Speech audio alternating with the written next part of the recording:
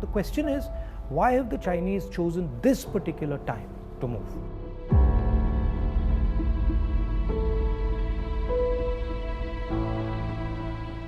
What is it about India's situation that has made China act in such an aggressive way?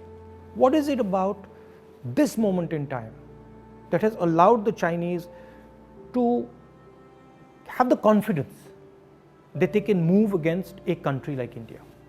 And to understand that, you have to go into multiple spaces. Countries are protected not by one particular thing, but by a confluence of forces, by a confluence of systems. Okay? So a country is protected by its foreign relationships, it is protected by its neighborhood, it is protected by its economy, it is protected by the feeling that its people have, the vision that its people have. And what has happened over the last 6 years, that on all those areas, India has been disturbed and disrupted. And I'll cover each one of them. Let's start with foreign policy. Our relationship with the outside world used to be with multiple countries. We had a relationship with America, strategic partnership with America, I would say, and that is very important. We had a relationship with Russia, we had a relationship with Europe, and these countries used to help us maneuver in the world. Today, our relationship has become transactional. We have a transactional relationship with the United States. We have disturbed our relationship with the Russians.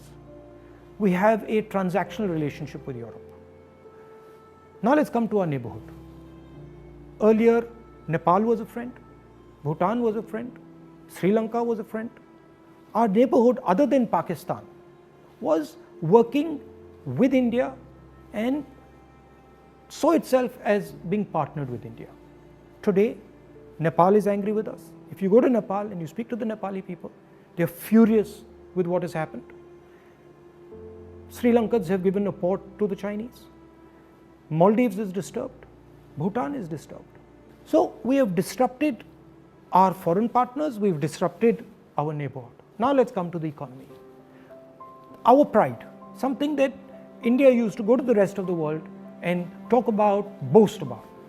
Worst economic growth, 50 years, no end in sight, absolute disaster, unemployment highest in 40-50 years.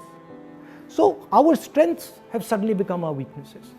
We told the government that, look, please realize that we are becoming vulnerable. All these things are connected. They're not separate.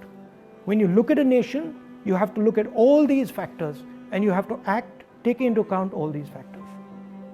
We told them, listen, for God's sake, inject money into the economy, fire the economy, and do it immediately. Protect the small and medium businesses. They refuse to do it. So today you have a country which is economically in trouble as far as foreign policy is concerned, in trouble with its neighbors. And that's why the Chinese have decided that this is possibly the best time to act. And that is why they have acted.